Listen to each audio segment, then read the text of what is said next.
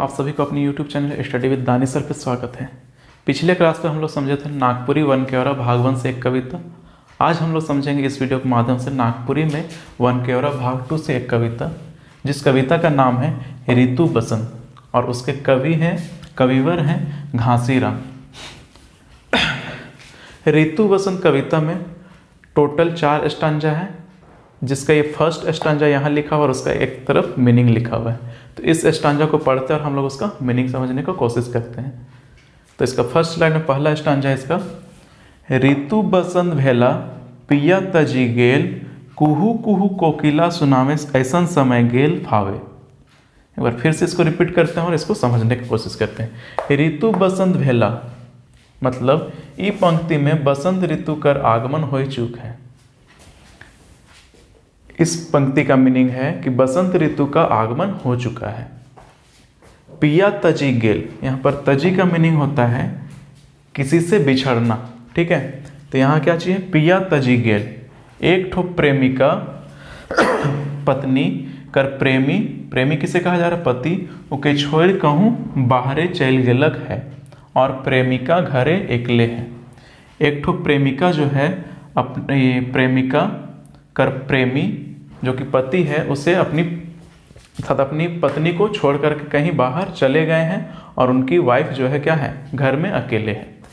Next line है कुहू कुहू कोकिला सुनावे।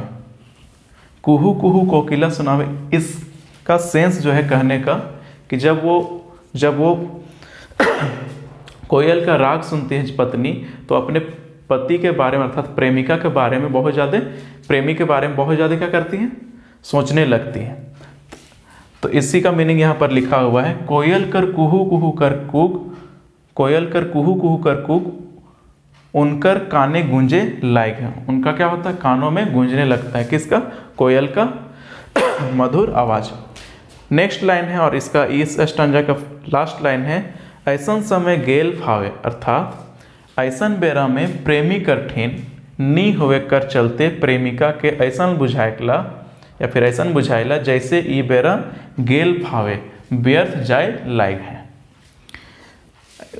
प्रेमिका को ऐसा फील होता है, महसूस होता है जैसे कि यह समय खाली मतलब ऐसे ही व्यर्थ में चला जा रहा, चूँकि उनके प्रेमी जो हैं उन्हें छोड़कर कहीं गए हुए हैं। तो उनको ऐसा लगता है कि बसंत का मौसम है और कोयल कुहू कुहू कर रहा मतलब गा रहा और उनको उनका याद आता है और इन्हें लगता है कि हम ऐसा समय में हम व्यर्थ इसको गवाते चले जा रहे हैं। तो इस स्टैंजा का मीनिंग यहाँ पर यही था, ठीक है। तो आप लोग इसका स्क्रीनशॉट लीजिए और समझने का कोशिश कीजिए। अब हम लोग इसके नेक्स्ट स्लाइड में समझेंगे स्टैंजा नंबर 2। स्टैंजा नंबर 2 दिया हुआ है, कूंद मचकूंद चंपा धवैया के धोपे धोपा धमकत धमकत आवे ऐसन समय गेल फावे। फिर से एक बार पढ़ते हैं, कूंद मचकूंद चंपा धवैया के धोपे धोपा। इस पंक्ति का मीनिंग क्या है, इस लाइन का, ई पंक्ति में वसंत ऋतु कर कूंद मचकूंद चंपा धवैया या फिर धवई फूल धोपे धोपा अर्थात गुच्छा खिल गिलक है।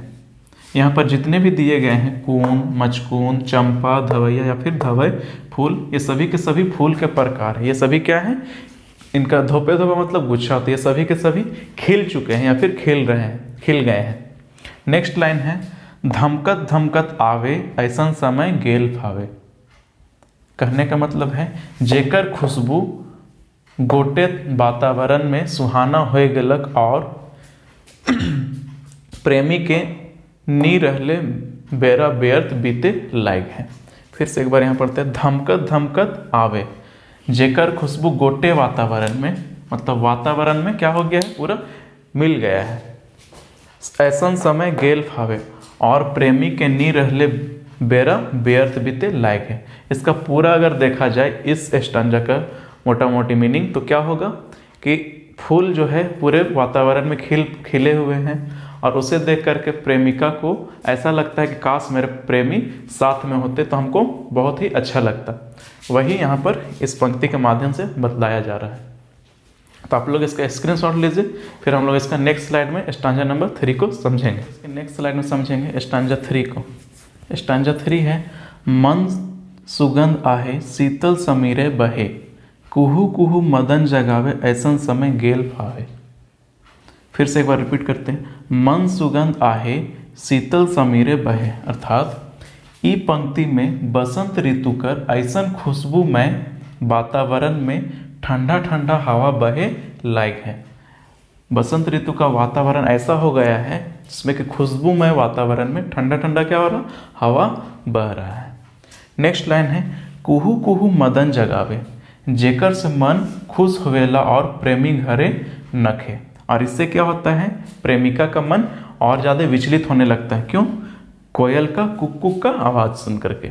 लास्ट लाइन है, ऐसा समय गेल फावे, जेकर लागिन बेरा ऐसने बीतत है, अर्थात जिसके बगैर या फिर जिसके बिना ही समय क्या और ऐसने ही बीतत है, मतलब व्यर्थ में बीतता जा रहा है। तो ये था हम लोग का स्टैंजा नंबर 3। तो आप लोग इसका स्क्रीनशॉट लीजिए और समझने का कोशिश कीजिए। अब हम लोग इसके नेक्स्ट स्लाइड में लास्ट स्टैंजा जो कि स्टैंजा नंबर 4 है उसके बारे में समझेंगे। स्टैंजा 4 है, श्री हरि श्याम बिन वृथा बीती गेल दिन, गुनी जड़ घासी गीत गावे ऐसा समय गेल फावे। फिर से एक बार रिपीट करते हो, समझते हैं। श्री हरि श्याम बिन, ई पंक्ति में बसंत ऋतु कर आपन प्रेमी कर बिना, यहाँ पर श्री हरि श्याम अपना प्रेमी को ये इंडिकेट कर रहा है, मतलब उसी को यहाँ श्री हरि श्याम कहा जा रहा है। वृथा बीती गेल दिन, ई बेरा दुख में बीत गेलक। फिर से एक बार पढ़ते इसको, श्री हरि श्याम बिन वृथा बीती गेल दिन। इस पंक्ति में या फिर ई पंक्ति में बसंत ऋतु कर आपन प्रेमी कर बिना, ई बेरा दुख में बीत गेलक। जो टाइम था वो क्या हुआ, ऐसे ही व्यर्थ में चला गया। गुनी जड़ घासी गीत गावे, ऐसन परिस्थिति के देख के कवि घासी राम झूमर गीत गावे लायक है। घासी राम क्या कर रहे हैं, झूमर गीत को गा रहे हैं। ऐसन समय गेल फावे, अर्थात और कहे ना कि ऐसन समय ऐसन बेरा फावे, अर्थात व्यर्थ में बीत गेलक। गुनी जड़ घासी गीत गावे ऐसन समय गेल फावे, अर्थात ऐसन परिस्थिति के देख के कवि घासी राम झूमर गीत, ये कैसा गीत है, झूमर गीत, ठीक है, गीत गावे लायक है। और कहे ना कि ऐसन बेरा फावे, फावे का मीनिंग क्या हम बतलाए थे, व्यर्थ में बीत गेलक। तो ये था हम लोग का कविता ऋतु बसंत। तो हमारा कविता यहीं पे समाप्त होता है, एंड होता है। अब हम लोग इसका नेक्स्ट वीडियो या तो 1 कैमरा भाग 2 से या फिर 1 से हम लोग नेक्स्ट वीडियो पे देखेंगे। अगर आप लोग को वीडियो पसंद आया तो इसे शेयर करें और चैनल में जो नए हैं वो चैनल से जुड़ जाएं। Till then bye, take care, thank you.